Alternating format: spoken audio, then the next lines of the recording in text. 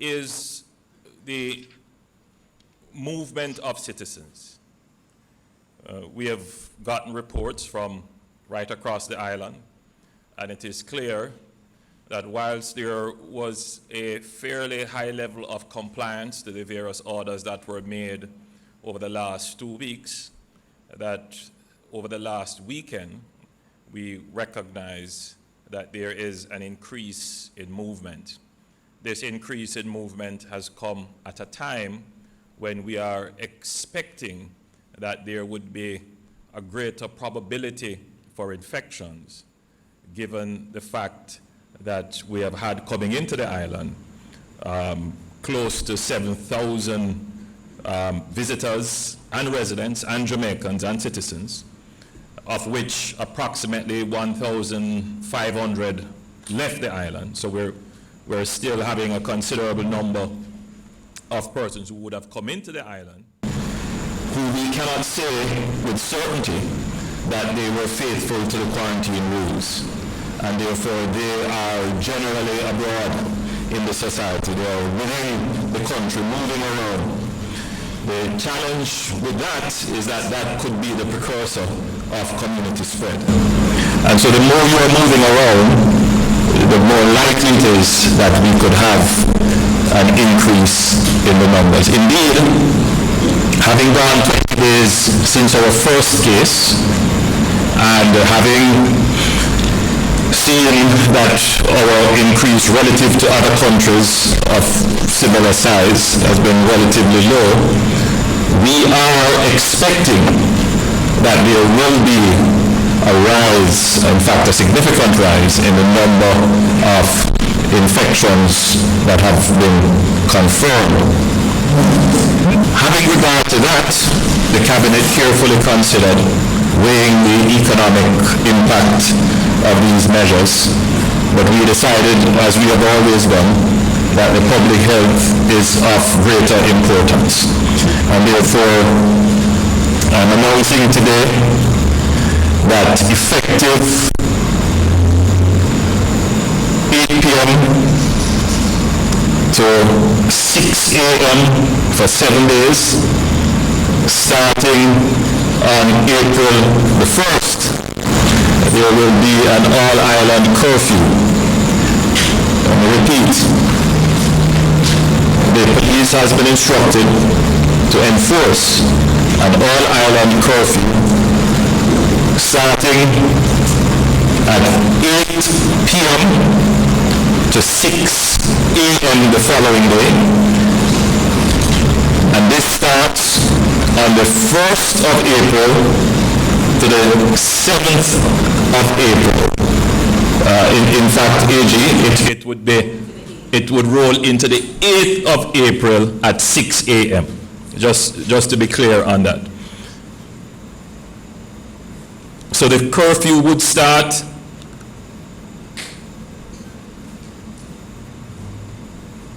on April 1, 8 p.m.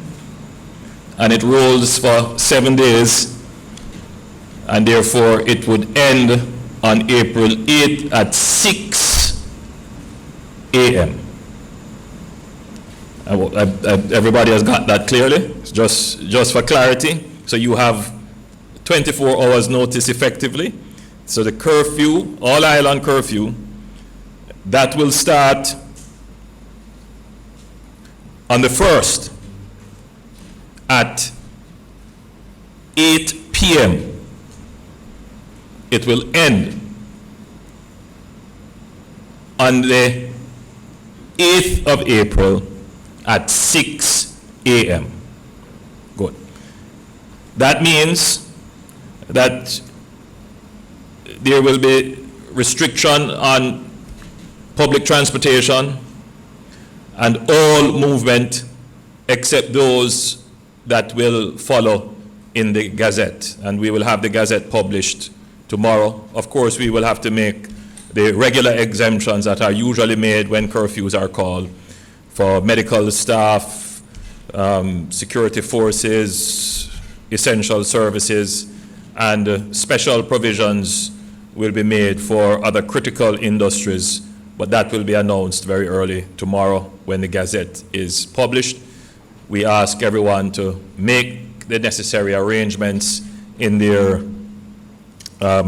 daily affairs to ensure that they can be off the road. We'll say some more on this when we return. I'm going to ask Minister Tufton to come and give an update as to the numbers and the new proposals for testing. Thank you very much, Honorable Prime Minister. Members in the room, colleagues, members who are virtually connected. So the team has been working very hard, and I want to just use the opportunity to commend them, the health staff, led by, of course, the Permanent Secretary and the Chief Medical Officer, and, of course, supported by the Cabinet and the Prime Minister, who is leading the charge. To date, as previously announced, we announced this last evening, we currently have 36 confirmed cases of COVID-19. That's 4 additional cases from previously announced, so 4 additional cases in the last 24 hours. The members are a 54-year-old female from St. Mary, and the mode of transmission is under investigation. A 34-year-old female from St. James with a travel history to New York, a 74-year-old female from St. Catherine with a travel history from New York, and our first frontline healthcare worker, a 45-year-old female with a contact with someone who was being treated, one of the positive cases. And I want to just pause to recognize the risk that our frontline healthcare staff take every day, not just in this case, but certainly this is a heightened risk given the nature of this particular condition. I want to recognize them. I want to ask the country to join in giving them the fullest of support. If you look at the history of taking on these infectious diseases globally, the individuals who are most at risk and normally are first to be infected or impacted are normally the frontline healthcare staff. And we're witnessing this today. A very diligent individual who works hard and who was in the line of duty exposed. I'm happy to report, however, as the Prime Minister said earlier, that she's doing well. We believe that her prognosis is very positive and that she will recover. She is currently in isolation and being given the best possible treatment. The ministry, just to be totally clear, has no other record of any other healthcare worker who is impacted by COVID-19, and I want to make that very clear for the record. There are now 23 imported cases of the total number, 11 import-related, 2 cases are under investigation, and the average age of the persons who have been infected is 52.7 years, ranging from a minimum of 24 years to the eldest at 87 years. The ministry is pleased to advise, too, that one of the patients, patient 5 from St. Anne, who tested positive for COVID-19, has now recovered and has been released from hospital. So I think we can celebrate our first fully recovered COVID-19 case. This is patient number 5, and there's a protocol to determining when one is released. And I want to just outline that and then make one other point. That individual, having been treated and become asymptomatic, meaning not displaying any other symptoms, would be tested twice within a 48-hour period. And if the tests return negative, then the conclusion is the person is fit and ready to be released. And this has been the case with this individual. This individual was released last evening, I'm told at about 10 p.m.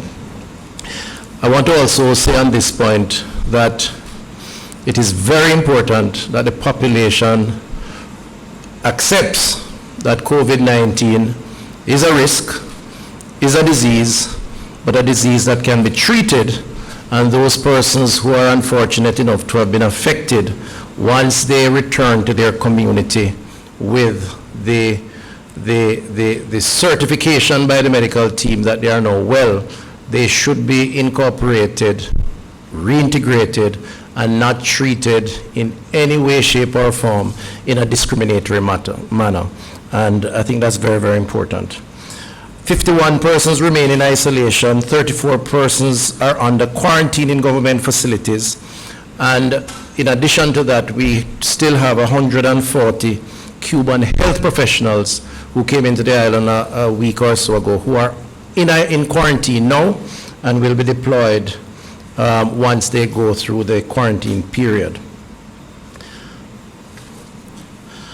We have now tested 362 samples, including the samples that were tested for severe acute respiratory infection.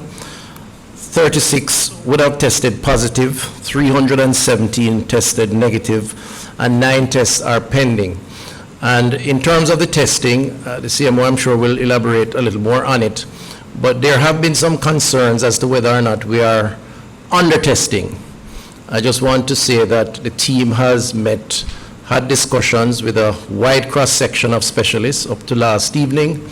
We constantly review the testing methods, and we have a sort of stages of testing that targets different elements of the population: frontline health workers, persons who are not related to a positive case but have upper respiratory ailment, as well as persons that we have traced linked to a positive case. And so we're satisfied that we have a good sense as to the extent of the virus in the population. Nevertheless, there are some new methods of testing which will see us increasing the capacity to test. The extraction process of testing at the National Influenza Center is being automated for greater efficiency, and this will increase the numbers for testing up to 100 tests per day. The National Public Health Lab is installing a Cobas 6800 machine. The next 3 weeks, equipment installation and training of staff will be completed, and the facility will be able to expand testing capacity to up to 380 samples per 8-hour day.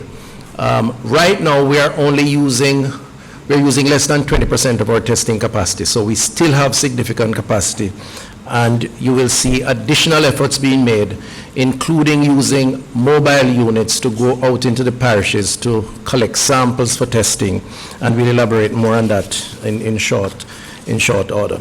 I'll just wind down. The community quarantining continues in Corn Peace, southern Clarendon. Of course, the Bull Bay residents have now been allowed to leave the community.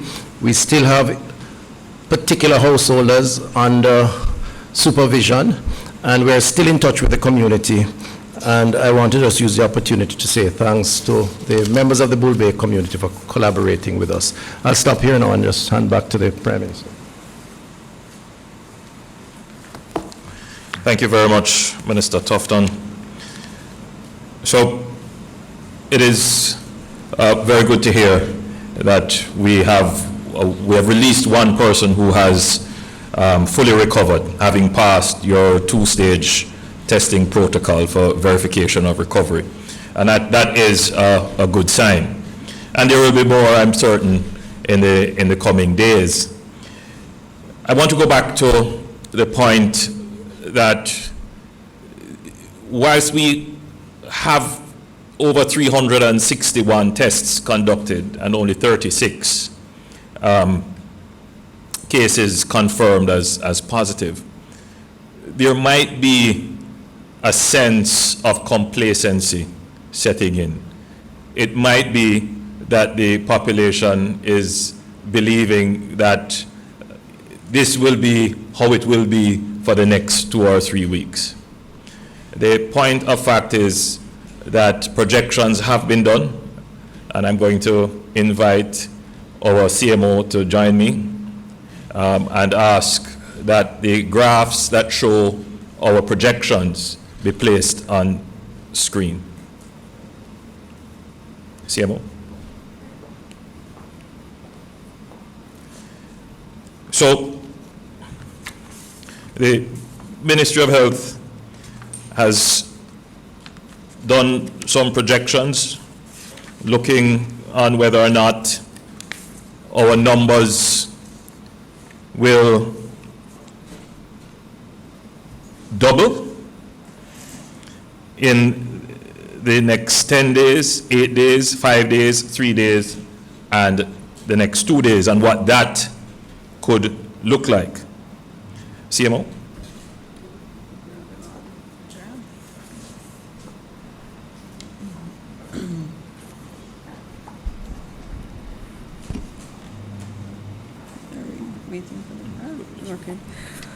Okay. I just want to reiterate what the Prime Minister has said in terms of complacency. I want to really caution the population that this is the time when we have to be extra vigilant.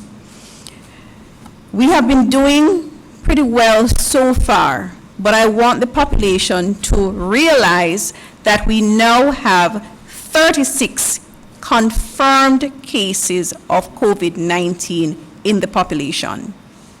That means that at this time, we have the potential to have more cases. We have a lot of persons who have come into the country who may not be self-isolating or self-quarantining themselves. And these persons pose a very, very great risk. They pose a great risk for the numbers to shoot up. So the population has to understand that while it appears to you that things may be looking good, if it is that you do not take action now, then things have the potential to get very worse. Right now, we are following a trajectory that is looking at a doubling of the number of cases approximately every 8 days. If we continue along this trajectory, then we will keep our cases reasonably down. We will continue to keep the curve flat, and flat meaning below what it is that our health system is able to manage. If it is that persons do not stay at home, persons who have traveled to countries where where they may have been exposed, if they do not stay at home, they have the potential to infect other persons, and our numbers are going to go up. If there are persons who have had contact with our 36 confirmed cases, if they do not stay at home, then our numbers will also rise. And we will move from a potential doubling every 8 days to possibly a doubling every 5 days, and worst case, where we could have a doubling every 2 days, resulting in a significant number of cases. According to the graph here, 4,608 possibly confirmed by the 12th of April, if it is that persons do not take their responsibilities seriously and stay home. So this is, we may look good now, but this is the time that every single Jamaican has to be urgently looking around, ensuring that they stay home, ensuring that their family members stay home, ensure that their neighbors stay home. Everybody needs to start becoming a Ministry of Health and Wellness officer and do their part to keep us on this 8-day doubling trajectory, and even to lower that, even to lower us more than a doubling every 8 days. But we certainly would not want to be increasing our numbers. Now is the time that all that extra caution has to be put in place. So if we go back, CMO, to that slide, which is very telling, so that people understand the numbers that we're looking at. If on the current trajectory, by your projections, you're saying that by April 5th, if there is an increase in infections such that you are doubling your number of infections, in 10 days you will have 61 cases by the 5th of April. If the infection rate increases above that to where you're doubling every 8 days, then you could be looking at 68 by the 5th of April. If your infection rate increases to where you're doubling every 5 days, then you could be looking at 101 cases. That's right. If your infection rate increases above that to where you're doubling every 3 days, then you're looking at 192 cases by the 5th of April. And if you're doubling every 2 days, then you would be looking at 432 cases by the 5th of April. Now, the 5th of April is just next week. This week? So if we have cases within the population, if we have persons who are carrying the virus within the population, we don't know of them, they are not self-isolating, they are circulating among you, then it is likely that the rate of spread will increase and your numbers will increase. The only way to stop that at this point is to limit movement. There's another way to stop it. If every well-thinking Jamaican, everyone who loves this country, who came back here because they said they love their country and they want to be with their family, and they genuinely stayed in and respected and be faithful to the quarantine rules, then that would also prevent us now from having to go to these measures which affect our economy and your ability to earn. Which leads us into having to make another decision. We will amend the order to require now, to mandate that those persons who came into the island and who are still here between the 18th of March and the 23rd of March, that they must report to the Ministry of Health utilizing the website which we published the last time, which is jamcovid19.moh.gov.jm, or call the Ministry of Health's hotline, which is 888 One Love. One Love. See, I know the number so well. So we ask that you utilize those two routes to contacting the Ministry of Health, and we ask that you faithfully disclose to the representative who answers the phone or the website that you're interacting with all the information that is required, particularly of your current health status and whether or not you were maintaining the quarantine, and how we can get in touch with you in terms of your address, telephone number, so we can understand your health status and assist you if it is that you are showing symptoms. I cannot overemphasize the importance of this to our national security, the safety of everyone, the health of the population. This is a turning point, this is how we view it, in this stage of the epidemic. Just for a little bit more graphic illustration, I'll again invite our Chief Medical Officer to explain how the disease is spread, utilizing the graphs that you had prepared. Right, so, all right. Essentially, this, based on what we have seen happening across the world, this disease, if you are infected, you have the potential to infect 2.5 persons. 2 persons infecting 5 persons. Now, if it is that we continue at this rate, We have looked at the projection to say that if one person affects 2.5 persons and 2.5 persons each infect 2.5 more persons, over a 30-day period, what it is that we will see happening is that we would have 406 persons infected. Now, that is a significant number of persons. If it is that we reduce the exposure by social distancing, and we reduce that social exposure by 75%, we have looked at the projections, and we see that by day 30, we would only have 2.5 persons infected. If it is that we reduce social exposure by 50%, then we would only have about 15 persons that are infected by that one person over a 30-day period. Now, can we look back at the graph? Now, the infection of one person, the transmission of one person causing 406 persons to be affected.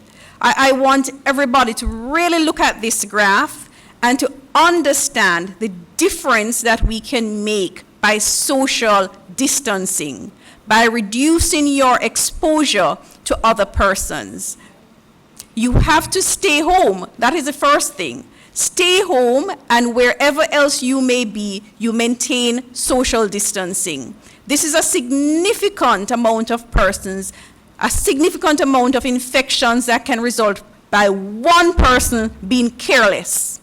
One person attending any kind of social gathering where they pass on that infection to other persons, and then those persons continuing to be in social circumstances where they are passing it on. This is a very serious diagram that I'm hoping that everybody will look at carefully and understand what the difference that you can make just by staying home. So thank you, CMO. We don't want to scare anyone. We don't want to create panic, but we need every single individual to act responsibly based upon credible information that is shared with them. As a result of these considerations and our own monitoring, we have been monitoring our markets. We have been monitoring the various entities that have been exempted under the various orders for public gathering.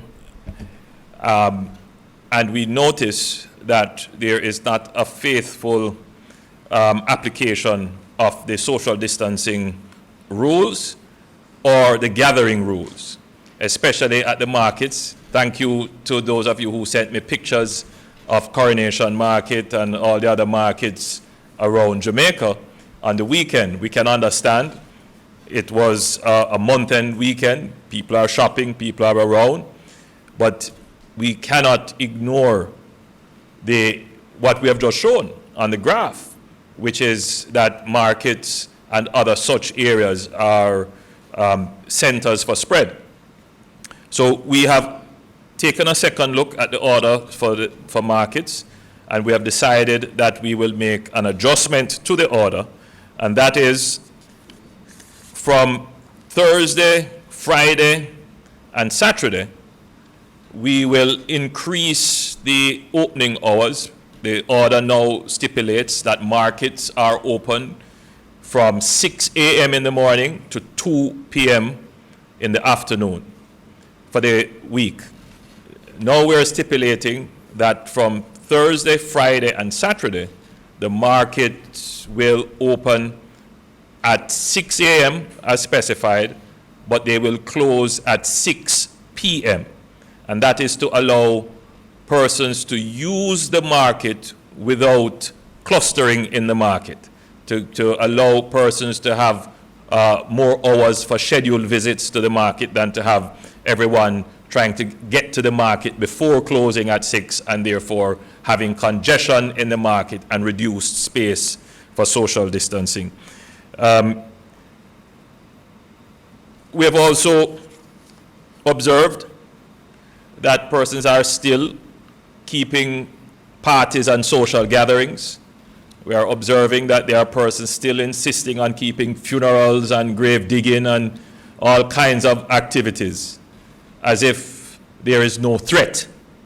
There is a threat, and therefore we called the commissioner to visit with the cabinet today to discuss an increase in the enforcement of the orders.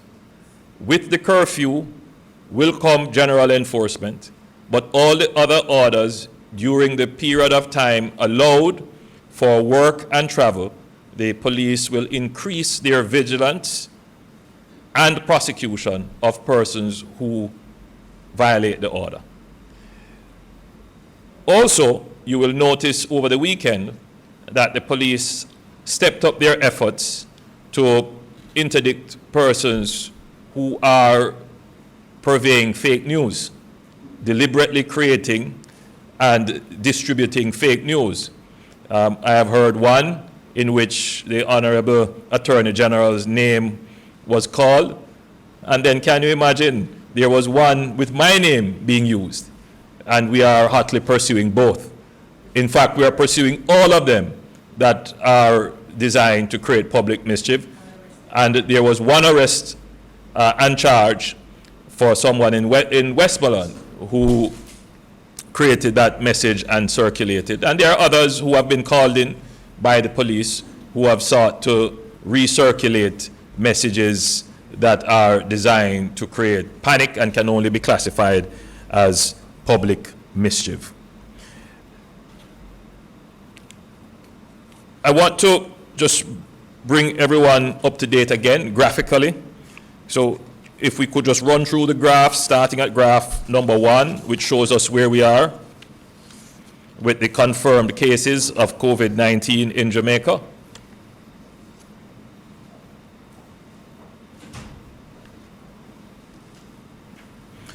And as Minister Tufton said, we are now at 36 cases.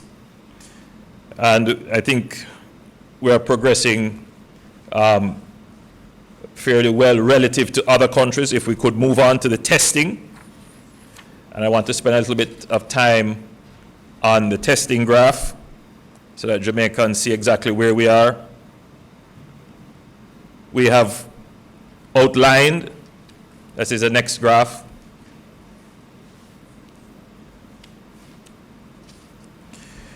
we have done 361 tests and 36 are positive. The Ministry of Health would say that's a yield of a positive yield of about 10%.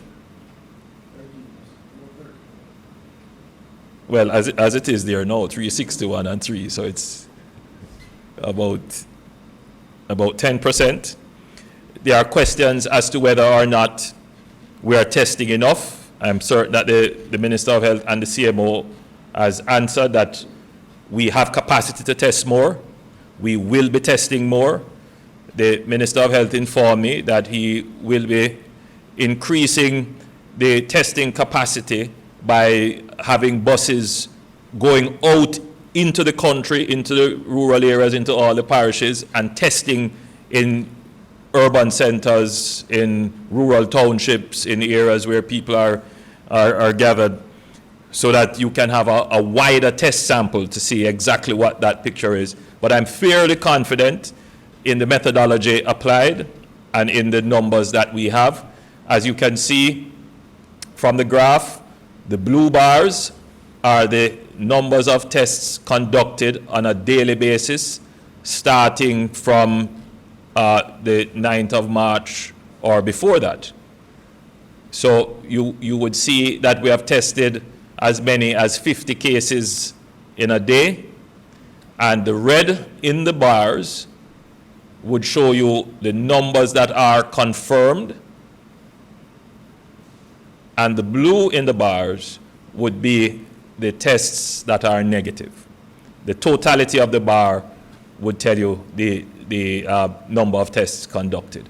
So I want to assure Jamaicans that we are testing. Yes, we can test more. We have the capacity to test more. The Ministry of Health has given us the undertaking that they will expand their tests, and therefore it is quite possible that you will see an increase in numbers, but certainly I'm not expecting that you will see a massive increase in numbers, because the methodology that was used, I think, was solid. Our fear is, however, that the unknown cases that have come into the island, if they are not quarantining, that they could cause a massive outbreak. I want to move on to this third graph,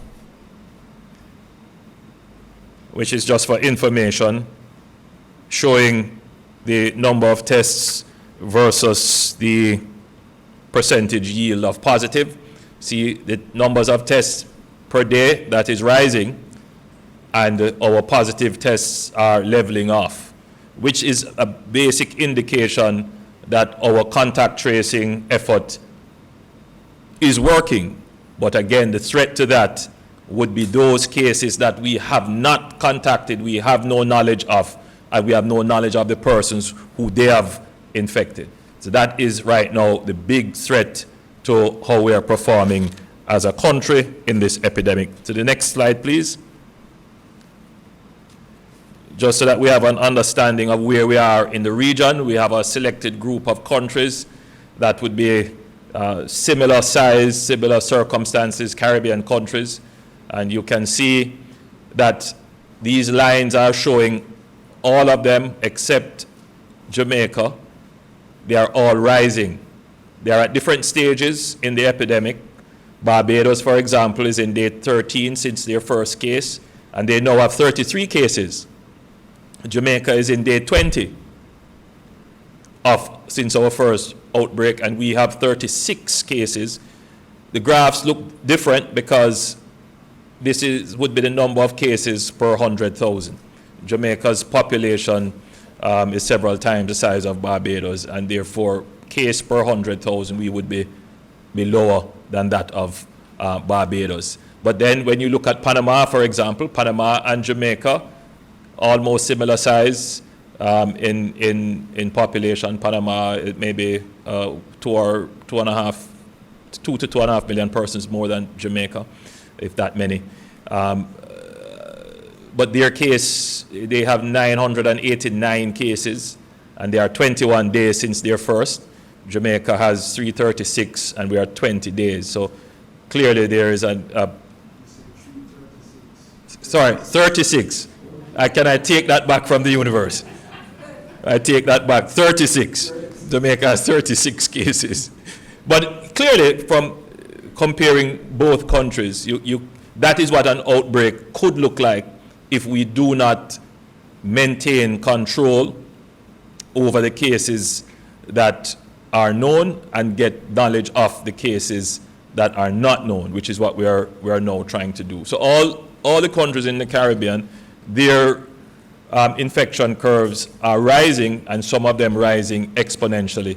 Ours relatively flat, but I hasten to say that could change in a day. It could change in a minute if persons behave in an irresponsible manner. If we are not able to have persons who came into the island between the 18th and the 23rd, self-quarantine, and identify themselves to the Ministry of Health, given using the numbers that we have given, the 888 One Love, and the website that we have given, which is jamcovid19.moh.gov.jm. Ladies and gentlemen, thank you for your time and attention. We are now open to questions. Thank you so much, Mr. Prime Minister. We're still live on national radio and, of course, streaming live on the internet. I understand both television stations have broken away. They got the first part of your announcement. Let's go to our Zoom feed with the reporters in the Zoom room. We have JNN, beg your pardon. Could you introduce yourself as you would if you are here? JNN, or first question? My name is Michael Sharp, and I have not broken away. So and I'm a television station, JNN that is. The question that I have for the Prime Minister is that the last time we spoke, you spoke of the manifest from the airlines that brought these people in, that you are very strongly appealing to make themselves known. It is clear to me that you have not been very successful. The question is, how many have you contacted and how many have you not contacted? Why you now have to change your order? Well, I'll be the first to admit that the numbers that we would have liked to see make contact, we have not seen those numbers. We have in the hundreds that have made contact. I believe the last figure I heard was something like about 400 have made contact. And I want to thank those who have made contact and who have faithfully kept the quarantine. For those who are taking this thing, as we say in Jamaica, make joke. It won't be a joke when the measures are put in place to address it, being, first of all, the amendment to the order to make it mandatory to report, and that would be, of course, at the cost of a penalty, which are significant in the Act. You could be fined up to $1 million for breaching any of the orders under the Disaster Management Act. The other measure that we have put in place is we are now scrubbing the list. In other words, the manifest list, which is the list provided by the airlines of persons who would have come into the country, we are matching that against persons who would have left the country who came in during that period of time. So we have a net list of persons who would be targeted. Then we will have to reduce that list by those persons who have made contact so that they are not on the list for prosecution. And then we will have to find addresses, which is to match addresses to names, which is another list that is there, which we would have gotten from the immigration, and that is now being done. The Ministry of Tourism and the Ministry of National Security, they are working behind the scenes to match that list. So we will have a list, and Customs helping. Once we have that list and there is a high level of confidence and certainty in the accuracy of the list, then we are faced with a decision, and that decision would be to publish the list. And we have been very reluctant in publishing the list. We have been very cautious because we don't want to stigmatize people. We don't want to, you know, in any way trespass on the privacy of people. But we must also recognize that this is a public health crisis, and the law does empower us to take certain actions, but we can't, of course, abuse it. So we're taking every measure that would be considered reasonable in a free and democratic society. Thank you, Mr. Prime Minister. Up next is the Gleaner Company. I believe, yes, there we go. Thank you. Prime Minister, I heard you mention that we are at day 20 of the COVID in Jamaica, but the Health Minister's graph has shown that the first patient, that's patient, I beg your pardon, the Health Minister's graph has shown that patient 6 reported an onset on March 1, and patient 5 reported an onset on March 3. I'm interested to know, where were patients 6 and 5 when they reported this onset? Just to be clear, that we measure the start time of the outbreak from the confirmation. So that's the point that we use. CMO? Very well, but I'm really eager to know, though, where were patients 5 and 6? Patient 5, the ministry has reported, was showing an onset of the symptoms on March 3. Patient 6 was showing an onset of the symptoms on March 1. Where were CMO is checking her records to give you an answer. Good.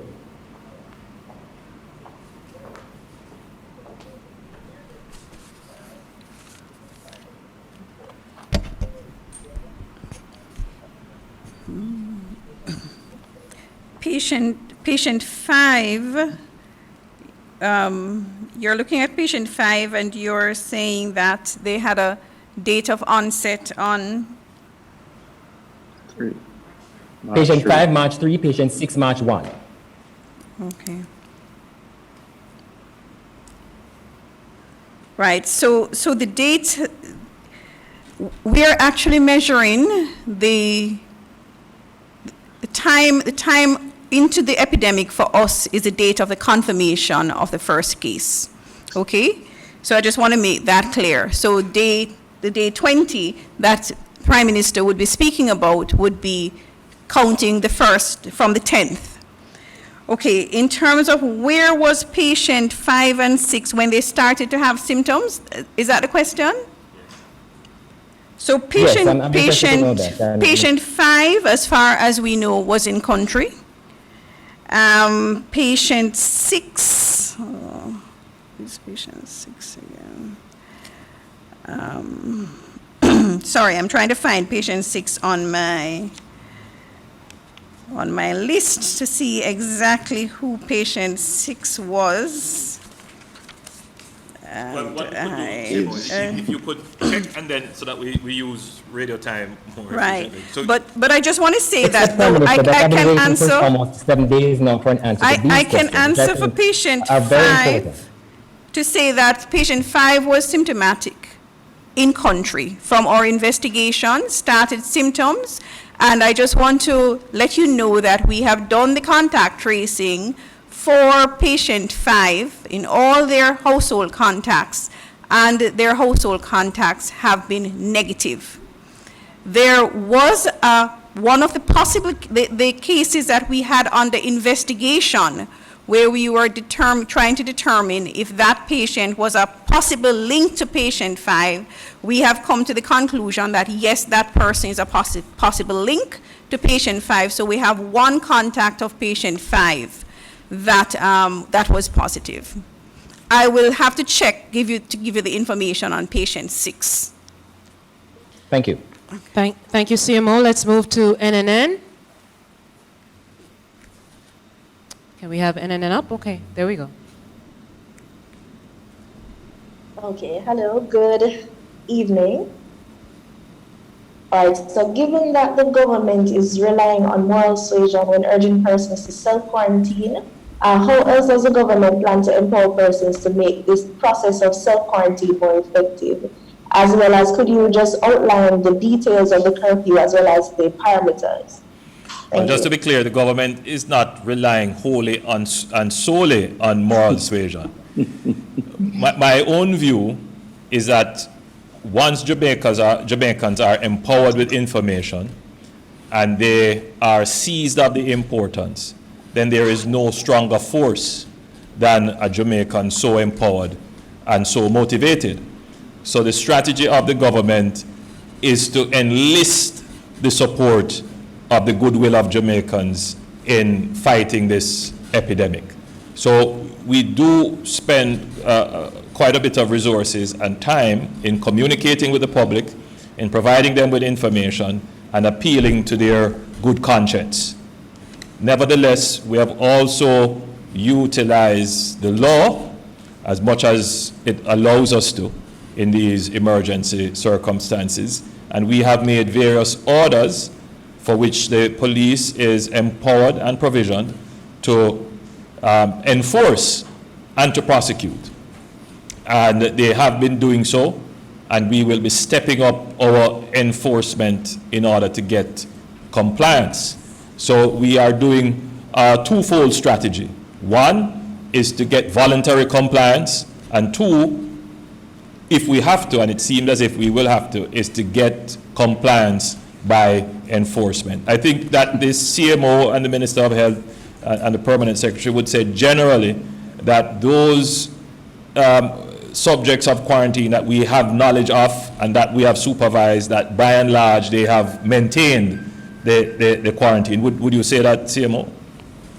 That those subjects over which you have knowledge and supervision for quarantine, that they have by and large maintained the quarantine? Which is why the figures are what they are. It is for those subjects who we have no knowledge of and who we require them to self-quarantine and report that gives us cause for concern. It may very well be that, 70%, and this is just an arbitrary figure, self-quarantine and are faithful to the quarantine rules. But the 30% who don't, as you see the infection rate for one person, and that is the danger.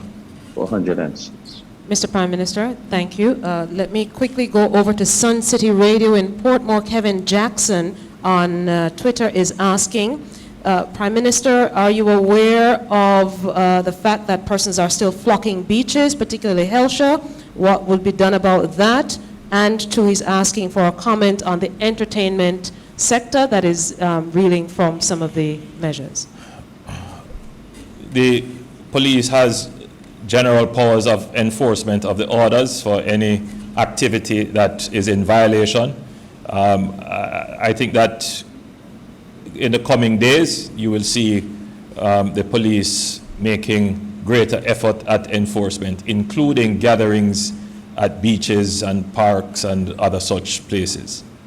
In terms of the entertainment community, it wouldn't just be the entertainment community, but I'm feeling it for all the bartenders and the bar operators and the people who sell on the street side and all the people whose income doesn't allow them to have a savings or a store of savings from which they could live in a period of shutdown. But the truth is, again, it is either we go with the economy and have our health collapse, or we try to find a way to balance it where we allow some economic activity in a controlled way and protect our health at the same time. It is by virtue of a long and studied approach to these measures that we have come down on deciding that we cannot have gathering spots such as bars and entertainment events the same way we have had to treat with funerals and weddings, the same way we have had to appeal to the churches, that these things have to be controlled. But I've seen, even in the depths of this despairing epidemic, the tremendous creativity and innovativeness of our Jamaican citizens. I was invited to follow and observe an online party put on by one of our popular DJs and entertainers. I spent a few minutes in the virtual dance hall and then disappeared. But it seems to be catching on. People are finding ways of coping in this time. The truth is that the more we comply, the shorter is the period of constraint. Thank you, Mr. Prime Minister. Let's go to Edmund Campbell.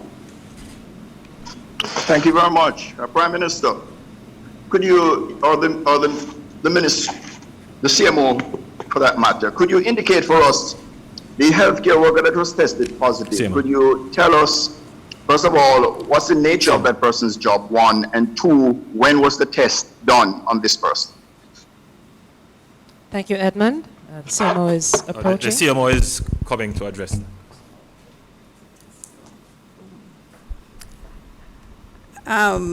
The person is in fact a registered nurse at one of our hospitals.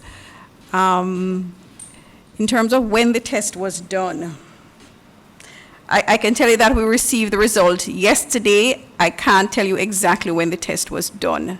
I really don't have that information. Usually we have a 24-hour reporting, so it probably would be within the last maybe 48 hours. All right, thank you, CMO. Let's move to Owen from Roots. Owen, good evening. Yes, good evening. Thank you so much. Yes, I have about 2 or 3 questions. With regards to the curfew, we've seen we're from 8 to 6. I want to ask, basically, as opposed to 7 days or 14 days, what, that decision, instead of 17 days, why say 7 days? Another question I also have with regards to regulation of taxi operators and bus operators. Some of the, not just the minibus, but the ones that run like probably from Spanish Town to Portmore. Those buses, they have cramped space. Is it that there is any regulation for those kind of transportation? And also, I wanted to ask regarding the contact tracing for persons in Cornpeace. How far is that? Thank you, Owen. A very, very good question. So let me just repeat that the curfew starts on the 1st at 8 p.m.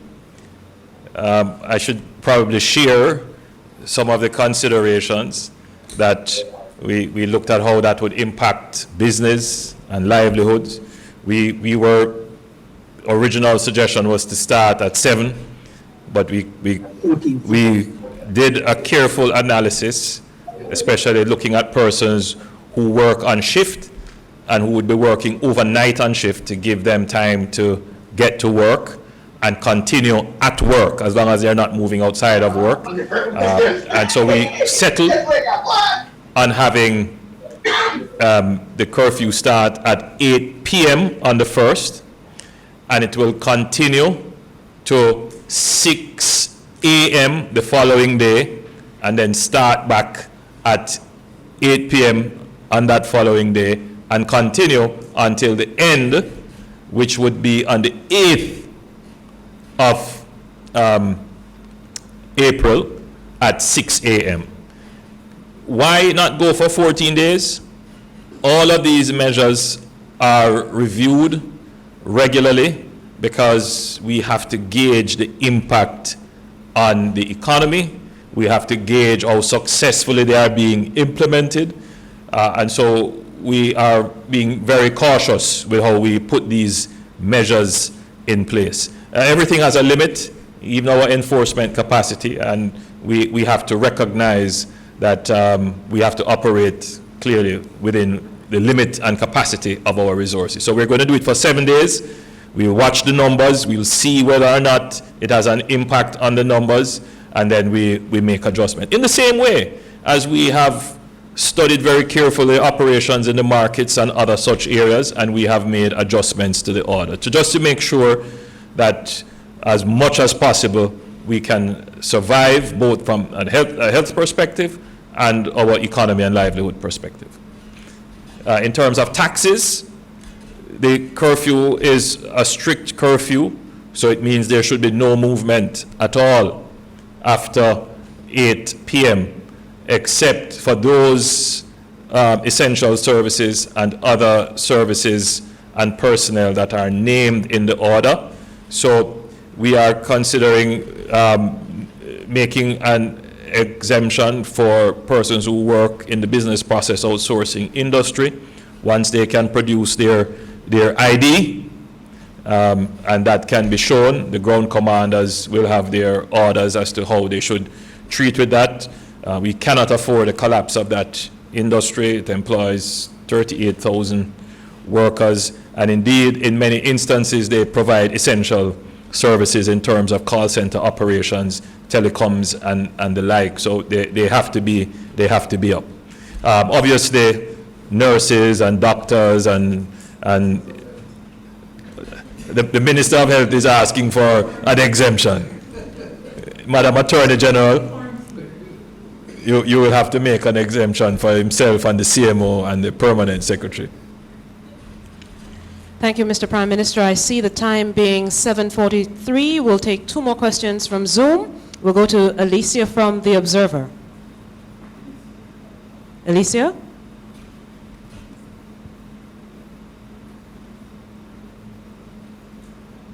I think she's trying to turn her mic on. We're not hearing you very well, Alicia. You'd have to turn the mic on.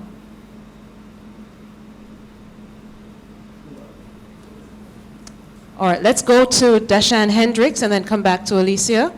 Dashan from TVJ. Good night, Mr. Prime Minister and CMO.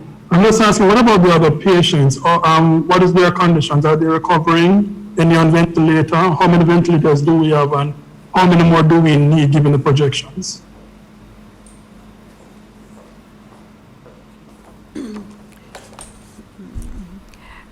As the Minister of Health had mentioned earlier, we have had 1 person now who has completed 2 negative tests and has been released from hospital. So in addition to that, we have maybe about 3 or 4 persons that have been are completely asymptomatic, and so they have started their testing process. The majority of the persons remain fairly stable with just mild symptoms such as a persistent cough, some dryness in the throat. We do have 3 persons that we consider to be serious enough that we are monitoring very closely. We have one person that was on ventilator. I have not gotten the update for today, so I'm not sure if the person has been weaned from ventilator today, but we have that one very critically ill person that we're monitoring very closely. Thank you, CMO. Let's see if we can get Alicia back. Just to wrap up, then we give the observer a chance. Alicia, let's try again.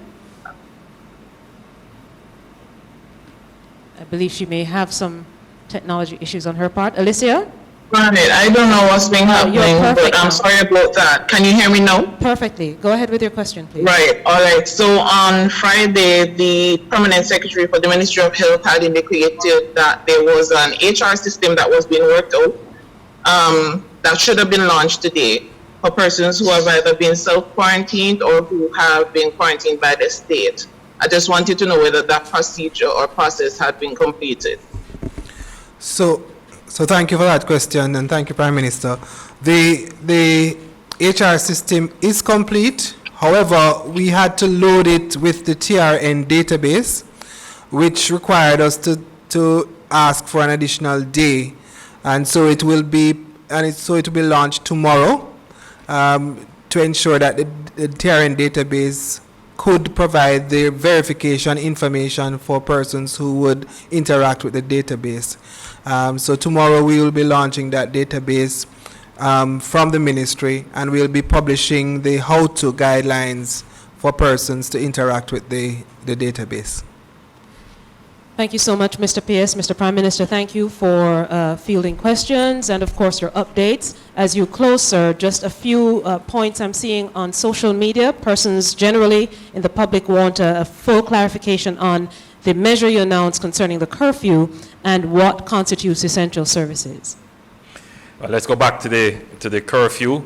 It's a general order of no movement, obviously, outside of your home. So no movement in public spaces, no driving on the road between the hours specified in the curfew, and the hours specified would be 8 p.m. to 6 a.m. on the days over which the curfew order will apply. The curfew order will take effect on the 1st of April. And believe me, we are not fooling with it at all. Well, April 1, but this is serious business.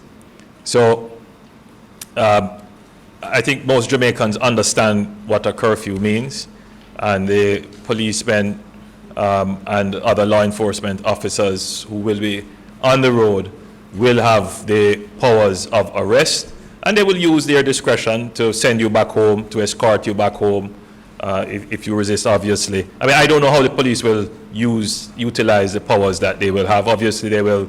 The Minister of National Security is here. We expect that it will be used in a way that is respectful of the dignity of the citizen, and we expect the citizen to obey and comply with the lawful orders that they receive from the police force. Right? All the other orders that we have put in place, which are gazetted, remain in place. So the police would now have the ability to intervene if they, for example, saw 15 persons gathered. They can disperse the crowd. If, persons are not maintaining social distancing in an establishment that is allowed for opening and gathering and serving the public. These are matters that the police can address by virtue of the orders given. We have now made an order to ask all persons who have come into the island between the 18th and the 23rd of March that they must report using the website, which is jamcovid19.moh.gov.jm, or call 888-1-LOVE and fill out or give the information required. And the order as well makes it mandatory that they quarantine themselves for 14 days starting from the date of their arrival. Ladies and gentlemen, thank you for your time. and the government of Jamaica will continue to provide you with useful information to empower you to be a responsible citizen and a good agent in the fight against the COVID epidemic.